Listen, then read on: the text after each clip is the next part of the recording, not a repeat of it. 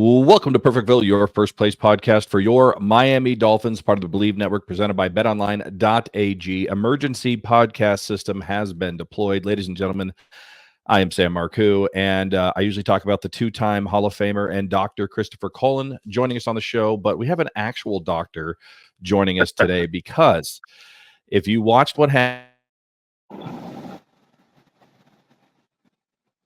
on Thursday Night Football, and the headline is that Tua Tagovailoa goes out of this game with another concussion, his third diagnosed concussion in ever since he came into the league. This is going to be national news probably for the entire week when it comes to the NFL. The questions regarding Tua Tagovailoa's viability as a quarterback this season and for his career are going to continue to go on, and it is just time to pull the cord and talk to the man who knows more about this stuff than I do, and you do as listeners, quite frankly, and that's Dr. David Chao. Doctor, thank you for joining us here. I appreciate you joining us on such short notice. What did you see in the game tonight? I mean, what was your first reaction when you saw Tua not get up after that rushing attempt? Full disclosure, I am not a ghost. I'm in the back of a car coming back from a charity event. Yes, the game was on at the charity event. It was a charity event called Lucky Duck Foundation for Homelessness in San Diego. Great event, but not a great outcome for Tua. As soon as he went down, it was pretty obvious it was concussion-like symptoms because of the fingers and the hand and the posturing, right? And that's familiar. And so that would be likely his third diagnosed concussion. And that's why we said, look, he's out of this game. People are going to be careful. Of course, you want to now know maybe the aftermath. Yeah, and I think I think first and foremost, I'll just say it because if I don't say it, people accuse me of being heartless. The thoughts go to Tua Tagovailoa as a person. You never want to see anybody get injured, especially when you're talking about brain injuries more so than any other part of the body, really. But that aside, I mean, talking the business of football and talking about where the Miami Dolphins go next, in your opinion, first of all, I have to imagine he's not going to be clear to play anytime soon, right? I mean, I think they're going to be super cautious given the fact that it's a brain injury in the history that the NFL has had, given the fact that it's Tua Tagovailoa of all people that had them change. Basically he was the impetus of why they changed their whole protocol a couple of years ago. And lastly, and certainly not least, this happened on prime time Thursday Night Football, yet again, the only game out there for NFL fans to consume tonight. So a large audience, you have to imagine, saw this go down. What is your thought in terms of the recovery time for Tua Tagovailoa? Do we know enough yet to know when he could come back, or what would he need to do to come back? Well, first of all, prayers and best thoughts to Tua, obviously. I've had the fortune of meeting him and his dad. Nice guy. I'm not a treating physician. I'm an orthopedic surgeon. And people would say, what's an orthopedic surgeon talking about concussions? But I was a head team physician. And so ultimately, I had to adjudicate and deal with concussions from the primary care guys and otherwise. So here's the thing. One concussion is too many. You never want to have it. But not all concussions are the same. And what does this one mean? Look, it's his third documented concussion. Is it automatically the end of his career? No. Mitch Morris of the Buffalo Bills center and now Jacksonville Jaguars has had 6 documented concussions and is still in the NFL. I'm not shortchanging concussions. I'm very sensitive CTE. I've had a number of friends, unfortunately, in the league, NFL and other sports, commit suicide related to CTE. And I have the utmost respect and prayers to the families. But I'm just saying, just because it's a third documented concussion, it is not automatic that Tua is done. Okay? Pat Freiermuth of the Steelers, the tight end, is at 3 in his very short career. This is Tua's third. Should they be very careful? Of course. Is this going to be play next Sunday? Unlikely, even with the 10-day, from Thursday. As you pointed out, the previous unaffiliated neurotrauma consultant got a lot of grief. And actually, they changed that doctor position between the league and the Players Association. So this one is going to be very careful. The team docs are going to be very careful. And that's a good thing. But the bad news is it's his third concussion. The good news is it doesn't automatically rule him out from the NFL. And I take it as good news because if he wants to continue his career, we don't want it to be over, but let's do what's right for him and his family.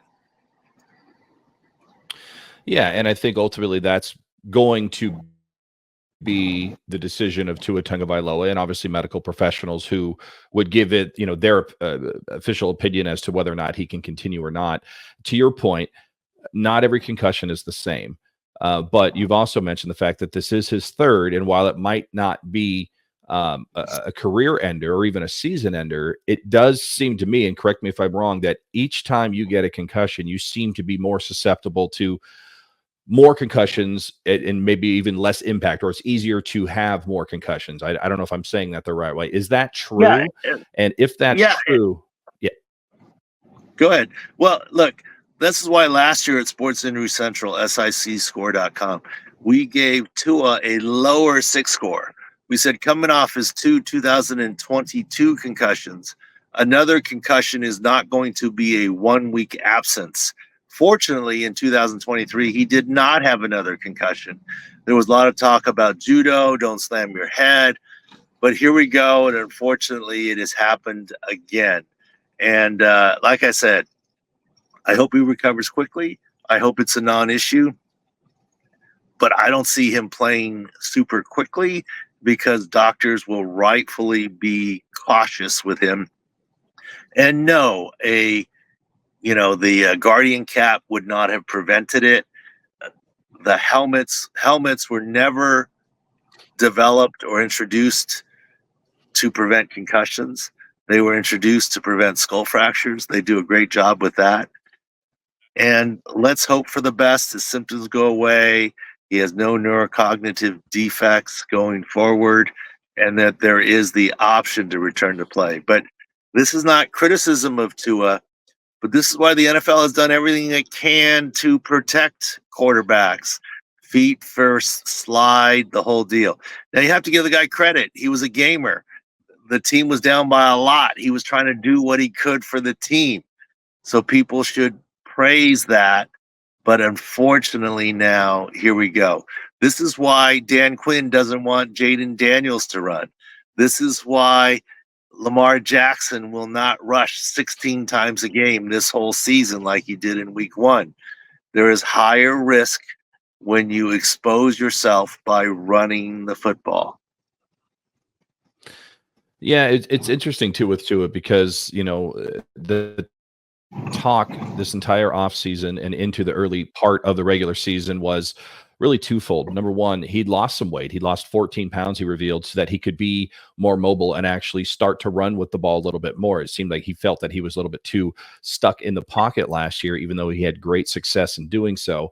But the other part of Tua Tagovailoa's game, what I wanted to get your take on, is the fact that everyone who is around him, and you have met him yourself, as you talked about, talks about how much growth he has had as a leader, not just on the field, but in the locker room and in the offices, and really just a part of the community. He's more vocal. I mean, there's reports that during week 1 at halftime, he was the one that gave the speech that got the team fired up to come out and ultimately come back from behind and beat the Jacksonville Jaguars.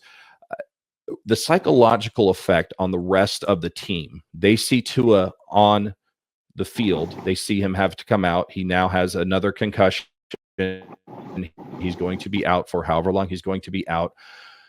From your experience being around teams, being around team sports, when the leader goes down, what does that do psychologically to the rest of the team, to the rest of the morale?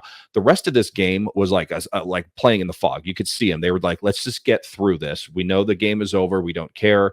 We want to see our teammate. Let's get out of here without any more injuries. But how do they get out of this as a team going forward into the next week and the week after that without their team leader on the field leading them?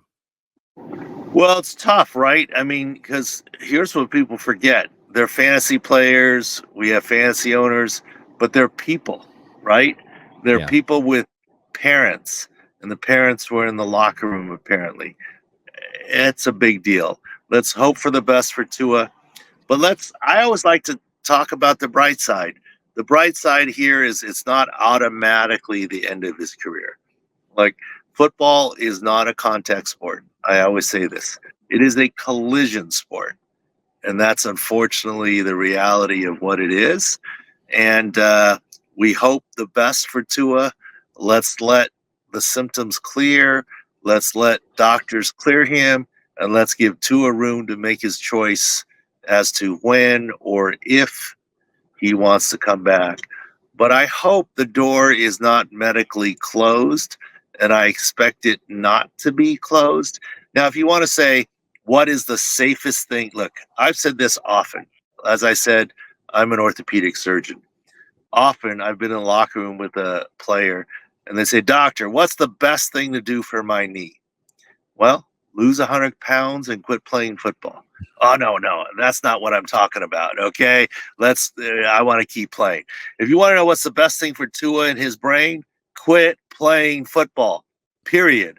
Before this concussion and after this concussion. But if you're saying, is it reasonably safe to play football? Let's let doctors make that determination.